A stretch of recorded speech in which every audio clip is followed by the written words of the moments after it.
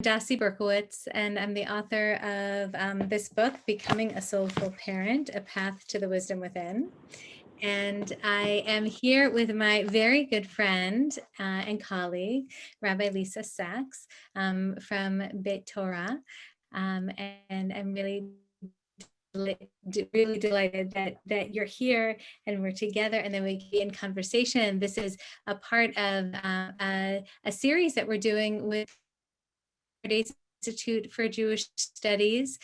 We are in around soulful parenting and what that actually could mean and could look like in this time, in this kind of very challenging time that we're in, parenting through the coronavirus and through this whole year. So I'm really delighted to see that so many of you took time to be with us today. A little bit on prayer and our prayer lives. Last week, I was in conversation with Rabbi Aryeh ben David, and we talked about chaos and the chaos that we experience and what insights potentially can come from kind of murky, unknown times. And today, we're going to be looking at some of the rituals that can actually really ground us and guide us, and we can rely upon, and that are always there for us, especially and even when we can't actually control what's happening around us. What we can control is really cultivating and opening ourselves up to developing a spiritual life, and especially as mothers and as fathers and as grandmothers and grandfathers, how important our spiritual lives are, especially now.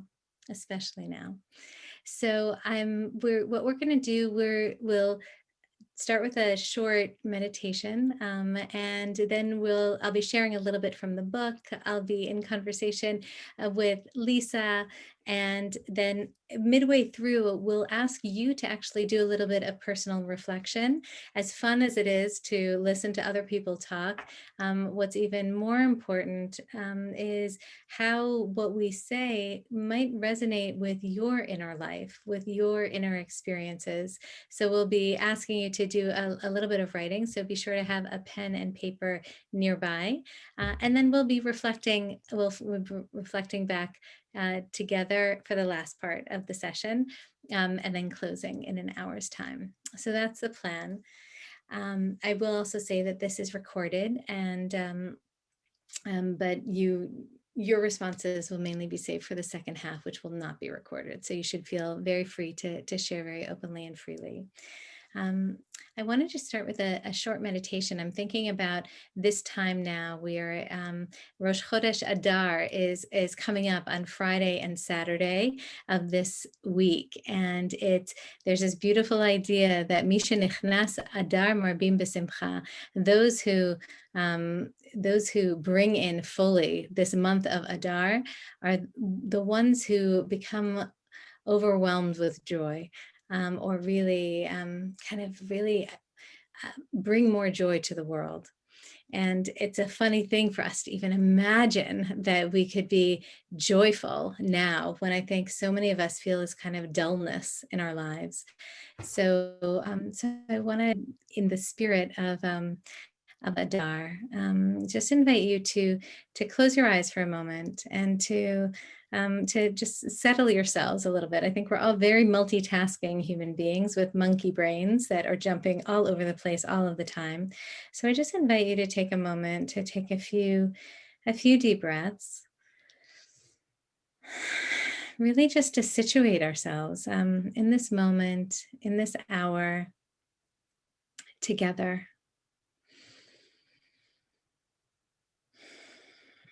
And I want you to think about one moment from your day. Some of us are in Israel and it's the end of the day. Some of us are in different places in America and it might be the beginning or middle of the day.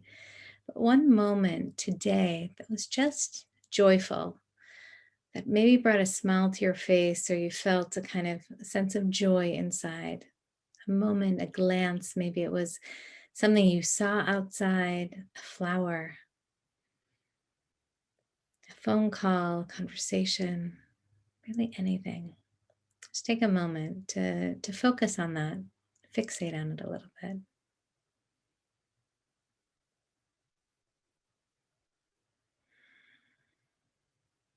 Something that gave you joy, and I want you to kind of look at it, to almost even re-experience it if you could. Just that feeling inside of you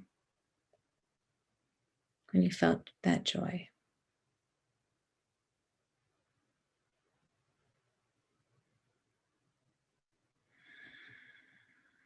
And just take another breath, and then we'll join everybody again.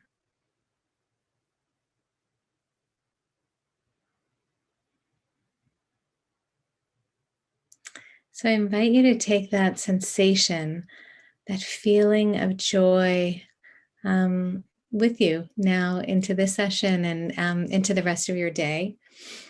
And there's a beautiful quote by Anne Lamott, who's a very popular writer and speaker, and she says that laughter is carbonated spirituality. I love that phrase. So I invite us to kind of be full and robust in our carbonated spirituality when we laugh, because it lightens the soul a little bit more. So we'll jump in.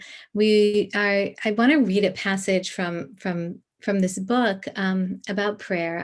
I write a lot in the book around challenges and struggles that we experience as parents, and what are the ways in which an orientation, a soulful orientation that really sees our tselem Elohim, this image of God within us, as primary and as central, and as really a lens through which we can look at our children to see that they have a particular tikkun or something they specifically have to bring to the world, to fix and to offer the world, and that we do too.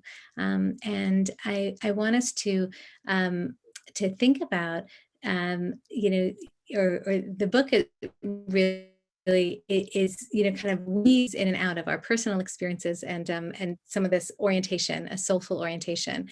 And one of the chapters I wrote was about prayer, and this happens all the time to me. I find that our prayer lives, I think, are probably quite different now. Some of us might have feel very comfortable with spontaneous prayer, and that might be our go-to, or reciting mantras or affirmations even, which I would put in the category of prayer. And others have a more formal relationship with prayer, whether you've been trained as a rabbi or just are an active community member and you belong to a synagogue and go to synagogue, and that's your time to pray. For me, as a mother, I found that my prayer life totally changed once I had kids.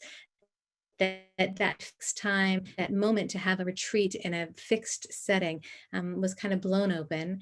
And instead, I had to find moments. And then even as my kids got a little bit older and I was able to return to synagogue settings, I found that I wasn't able to experience it in the same way that I once did, where I would go through all the prayers and I would feel, my Jewish education would really kick in and I would know what I was saying and I would feel good about that.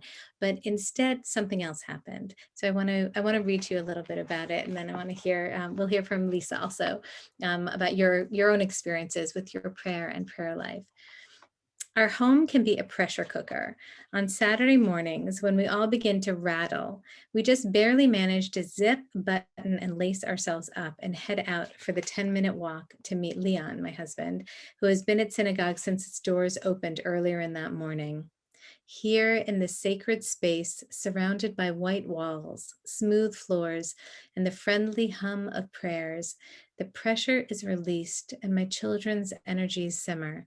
There is space and light, and there are other children to play with. Sometimes we get there late, just in time for the end of the service. On one such occasion, as members began to clear their chairs and prayer books, I clutched mine tightly. I needed to pray.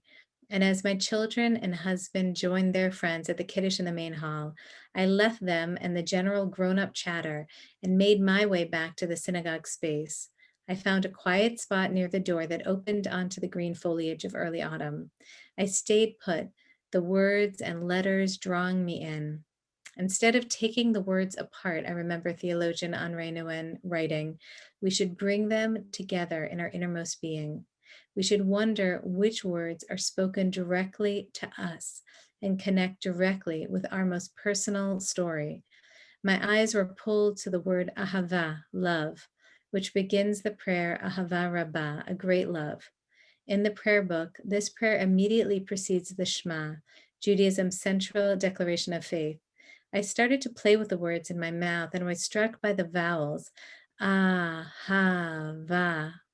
There's so much breath in that word. It's a word that both starts and ends with ah. In the middle, there is a v sound, a vet. And when you add a dot in the middle, the letter becomes bet, as in Breshit, the first word of the Hebrew Bible, in the beginning.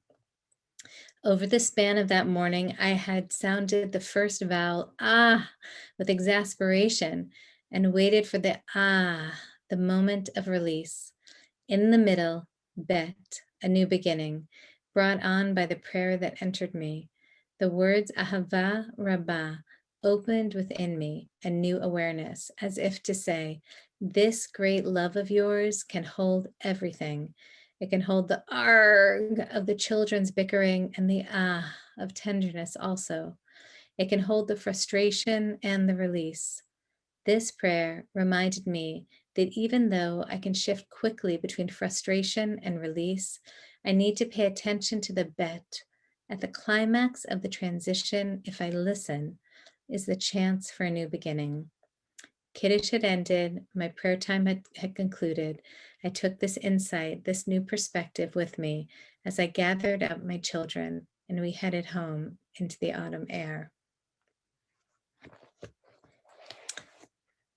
So I wonder for you, Lisa, as a mother of two and a rabbi who's now professionally, you're in the business of prayer, and I'm wondering for you, what animates your prayer life?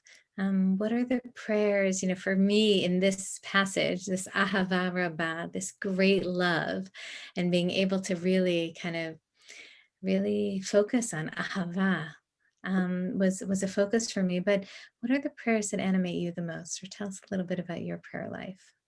Of course. It's so nice to be here, Dasee. I just want to give you some appreciation for inviting me into this conversation, and also to send some greetings out to some of my colleagues who are here and my friends and congregants from Bet Torah. It's really nice to see all of you here. So when I think about my prayer life, and as a mother and also as a rabbi, I really think about it as what Heschel calls a thirst for companionship, that we have this existential loneliness, even when we're with other people. And that prayer for me is not always, but a lot of it is this sense of being accompanied. So a really, really important prayer, and I was thinking about this story recently, is the prayer for healing. Because for me, it's not so much that I'm asking God to, cure me of what is happening to my body, but it's a sense that I'm not alone in what ails me. And when my kids were old enough to stay awake enough for a service, we raised them in a Reform synagogue, so the main service was on a Friday night. And, speaking about chaos, you take kids to a service and they're running around and they don't want to pay attention and they don't understand what's going on. But, week after week, it's both the modeling that they see me as having a prayer life, and that prayer and community is important to me, but it's also the exposure. So we would get to the Mishaberach prayer each service. And my daughter, who's now 14, Lucy, she would turn to me and she'd say, "Do we have anybody? Do we have anybody?" And more often than not, we wouldn't. But it happened that when she was 6 years old, she fell off of some playground piece of equipment, and she broke her arm. And it was a Thursday afternoon. We had to go to the hospital, and she ended up having to stay over and have surgery on Friday. And she didn't get out of recovery until late Friday afternoon. And as we were getting ready to leave the hospital, she said, "Mom, do you think there's anyone who could say the Misha Berach prayer for me? So I called a friend of mine from our congregation and added her to the list. But in that was such, you talk about trying to find the sacred moments as a parent, and they're few and far between when you've got your hands full. That for me was such a beautiful sacred moment that my daughter had this tool to feel accompanied in this really, really scary, and she's 6 years old, a hospital, surgery. I mean, every time the resident would come in and say, "Oh, I see you're going to have an operation," the screaming would start all over again. But she had this, like, that for her was comforting. I'm not alone. My name will be read.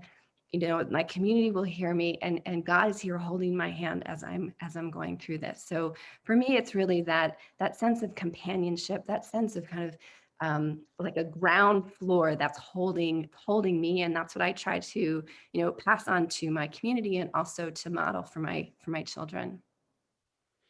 Well, I love that. I love that, Lisa. And I think that this, especially now, when we all feel so alone and so isolated and so kind of within the four walls of our own homes that are kind of closing in on us, because we've been here for so long, that this sense, I think the sense that we're not alone is the most comforting thing that we can offer each other. And there's something almost imaginary about it, like when we don't see other people who are with us, or we're not on a call, or we're not next to somebody. There's this power of imagination that kicks in to know that in these moments when we're physically by ourselves, that we're not alone, that someone else is thinking of us, is sending their prayers to us, or that God somehow is also accompanying us. And I think that power of imagination is something that comes so naturally to children, and there's almost a way in which, and this is really for folks who are busy in the business of congregational life and building congregations and communities, to know how much we can learn from children's innate spirituality, right? That they live in imagination, whereas for us it might be harder for us to conjure up sometimes. And I remember I had this experience with my daughter Yael when she would go to sleep at night. We would sing the bedtime Shema, and we would sing B'Shem Hashem, which was, kind of inviting all these angels to surround her, Michael, Uriel, Gabriel, the angel of light and the angel of strength and the angel Raphael, the angel of healing, all around her. And I remember her just she would like lie down and she was like, "Hi, Uriel. Good night, Raphael. Good night, Gabrielle," and just, kind of wave to everybody. And it reminds us, or it reminds me that prayer doesn't have to kind of remain in this experience of holding only a prayer book open, but to be able to imagine how these words, how these images, how these angels surrounding us, how this concept of God, can offer us a sense of protection and companionship, as you say. Mhm. I think that's beautiful. Yeah, I think it's not also about the companionship and not, and offering gratitude and offering praise. There was another story that I wanted to share about my daughter, my older daughter, Gigi. We had gone through kind of a rough time as a family. A few really bad things had happened kind of in close succession. And then at the end of this kind of really intense 4 or 5 month period of bad things happening, our beloved 6-year-old dog died. And I was driving my girls, who were then, I don't know, 11 and 9, to school. And my younger daughter, Lucy, who's in a very robust sense of her relationship with God, was saying how she was so upset and she was crying to God and all this. And she said to Gigi, "Why don't you try talking to God?" And Gigi said, "You know what, God, you talk to the hand. I'm angry at you." So it was a way for her to kind of work out some of these feelings of just being so frustrated and overwhelmed, and angry about all these things that had happened to her. So it wasn't just, it's like, "Oh, my life is so great," and, "Oh, all these wonderful things are happening." It was really like another place and another outlet to express feelings when things weren't going well. Mm, yes, and what that makes me think about is the that the importance of that it's a relationship, right? That she's experiencing that I have a relationship and I'm angry, and I'm wondering, I'm so moved by research around how important it is to cultivate a spiritual life in children. This like natural spirituality that they have, and how that really helps bolster them in teen years and later. And otherwise they'll kind of look for other kinds of spiritual experiences or risky behavior, and that might not be so fitting for them. But it's how important it is to both model it and invite that in and invite in those conversations. And I'm wondering about, you know, even the times when we might have, one of my kids has a very like he said once, you know, you're all standing around and you're praying to nothing. I don't know what you're standing around doing over there, and there are lots of people who have very, don't actually have a relationship or don't really aren't really connected to this concept of prayer. Like, I wonder, how do you think about that? And how would you, how do you invite people into developing a prayer life that for them, maybe it's really not what they need, kind of what would your response be, do you think? I think that, something that Rabbi Avi Weiss writes in his book, Holistic Prayer. He talks about that the belief in the inner goodness of the human being can always be tapped in prayer. So that it Mm, doesn't just have to be about my relationship with God, however I define that, but it can also be about trying to tap into the ideal of what I want to be, and what's the gap there between my ideal and where I'm out. And so it expresses, our prayer life can express our yearnings to be better, to our yearnings to communicate, our yearnings to try a different profession, our yearnings for companionship. It can be not just about that relationship, but it can be about our relationship with ourselves. You had asked me before about a prayer that sort of helping get through a challenging time, and I respond mostly, personally, to the preliminary prayers in our service, in our morning service, which are much more personal and much less about the God component. Although this one does have the God component, but it's the Elohai Neshama Shenatata Bi Tehorahi, that there's a place that my God, the soul that you have given me, is pure. And so to think about our neshama, that like our innermost soul, as a place that is just goodness, that is just holiness, that is just a pure, beautiful place. And that when I'm feeling really crappy about the way I've parented or the way I've related or all the mistakes that I'm making with my life, that I can return to that beautiful, holy light place that everyone has. That to me, I think, gives me a lot of solace as a human being. And John O'Donohue, who I love and who you quote in your book, he talks about it as this place that's never been wounded, where there's a sureness still in you, a place of confidence and a place of tranquility. Um, we make mistakes. That's what it is to be human. But if we can know that there is this place within us um, that might be really, really hard to find because it's been clouded over and it's been occluded by all of the stuff going on in our lives. And I think prayer, because it helps us slow down and help us tap into that. well, I love that. I love that.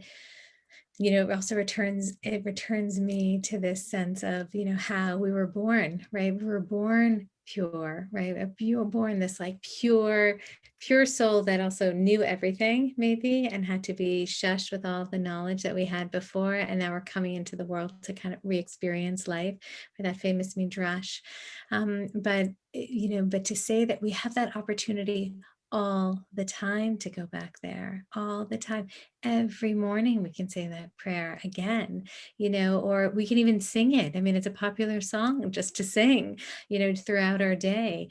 And to know that, to know that it's this additional resource that we have, to be able to slow ourselves down and to be able to go into that quiet inner space. I mean, I wonder for you, do you find that, do you pray at home? Do you only pray at synagogue? Do you find moments of prayer throughout your day? How do you, it's this thing of like, how do you fit it all in, right? And, I know that for me, there's a sense of, when you know that it's a resource for you, just like your breath is always a resource for you, you just get to go there whenever you need to, wherever you are, however you are. And I know that for me, it's a sense of, even though things might be swirling and really can't control what's happening around me, to know that I can control and shift my perspective, or open up this additional channel to something more, to something me'ever, something beyond, can be really, can make all the difference, actually, can really make all the difference. But what about for you? Like, how do you see your prayer practice? Just one more note about the Elohai Neshama, because it has so many beautiful melodies. But this morning I was, and thinking about our conversation this afternoon or this evening, where depending on your time zone, and I asked Lucy, the broken arm one, honey, what's your favorite prayer? And she goes, oh. And then she started thinking about it. She says, oh, Elohai Neshama. And I go, oh, really? Why? Because that's my favorite too. And she says, oh, there's some great dance moves to the song we sing at camp. So, everyone has their own path in. My prayer life, for me now, is definitely not about we're not going to synagogue, so it's not about what's happening in synagogue. But when I was leading services regularly, it was hard, and I struggled with this a lot. I've just become a rabbi recently, for those of you who don't know me. So I just finished rabbinical school this past year. And so when I was in rabbinical school, I struggled a lot with, like, how do I pray and lead others in prayer? And what I found that I needed to do was right beforehand, as I was putting my talith on, I would take just like a few moments before I was engaging with others and before I was serving as a facilitator for others to have the spiritual experience. And and it helped me both calm my nerves, because singing publicly was something that I definitely had to get used to. But I would just have a moment of like immense gratitude for this opportunity to kind of like change my own path, and have spirituality be what I'm doing most of the time. So that was like one moment that I took for myself. But these days, I have found that, and people have heard me say this before, they're like, there's too many words in our liturgy. It's just like, it doesn't work for me. It's too much. So I tend to focus on, one line in a prayer, and singing it over and over again. And I find it much more, I'm much more able to connect when I'm doing that on my own. So whether I'm, meditating or walking in the woods, just like singing something to myself over and over again, those are the moments where I find it for myself, less than when I'm in the liturgy. And with my kids, it's the bedtime Shema, like you were talking about. It's Friday night, singing the blessings, and putting my hands on the kid's head. And it's still, as teenagers, they'll like put their heads in to wait for my hands, and it's those little moments, is where we're finding it now. Yeah, yeah, beautiful. I want to invite us all to think about this, of kind of, where does prayer live for us? And what I'm going to put in the chat now, a couple of questions, and I would love for you to just reflect on it for yourselves. Really asking ourselves, Ayeka, where am I with my own prayer life? How might it be a resource for me, formally, informally, spontaneous, fixed, any kind of prayer that you've heard here so far. So when was the last time you felt the impulse to pray? What was the circumstance of your life at that time? Maybe this morning, it might be 5 years ago. And then if you could write down a word or a phrase that if you repeated it over and over again as a mantra, that it would give you a sense of calm, perspective, and direction. It could be a prayer that you love. It could be a kind of kavanah or intention that you'd want to really have for this time in your life now. So, Lisa, do you have anything you want to end with? And then I'm going to end with a short reading. Yeah, I was thinking about all the uncertainty that we're going through right now, and that we have, we want things to be settled. We want to know when this is going to end. And one of my meditation teachers, she loves to quote Rilke, that we need to try to love the questions themselves and to live the questions. And sometimes through prayer, we feel like we want to find the answers. Sometimes what prayer helps us do really is to identify and feel secure in just living with the questions themselves. Beautiful. I also just end on that note. I'm gonna read something that it's from my book that I quote Heschel. Rabbi Abraham Joshua Heschel says that prayer is not suited for casual or occasional use now and again. It is rather like an established residence for the innermost self. Our innermost selves need a place away from falsehoods and absurdities of the world, writes Heschel. And I would add that we also need a place away from the real and imagined concerns about our families that we carry with us. I pray because my soul needs a home, a place in which to simplify all the complexities, in which to call for help without being a coward. Such a home, Heschel says, is prayer. How can prayer help us whenever we feel that we need to gather up our innermost selves, when we don't know what to do, when we want to ask, what now? This moment can often untangle the knot of worry that is wound tightly around us. So when I pray, I step into a different dimension, an internal quiet, Ayeka, or where are you, par excellence. In this dimension, I don't feel obligated to answer the question, what am I supposed to be doing now? Prayer involves a different kind of probing. Prayer shifts the focus from doing to affirming. When I pause and return to my breath or use ancient words to call out, I can connect to something far more essential, the knowledge that I have the internal resources to move through what I am experiencing. In fact, we all do. So we'll end here. We so appreciate everyone taking the time to be with us today. I've so appreciated being in conversation with you, Lisa, a dear friend for 20 years. And we were at Pardes together and ages ago. And we're so grateful to Pardes for hosting us to be in conversation with each other and with all of you. And really to hear how prayer helps us, helps you, and to help inspire each other, really, to continue to take the next steps in all of our journeys as parents, as people, as we navigate this very uncertain time together. We'll have one more session through this Per Day series with Rabbi Marc Baker next Monday, the 15th, also at 2 p.m. Eastern Standard Time and 9 p.m. Israel time. And we'll really look forward to coming and being a part of that. We invite you warmly, and thank you again so much, Lisa, for being a part of this. Thank you, Dasee, and thank you for shaving some years off of our friendship. It was more like 25 years ago. I like to flatter. I mean, we still look the same age. Like, let's face it. All of you. Oh, Laila Tov. Good afternoon, everyone.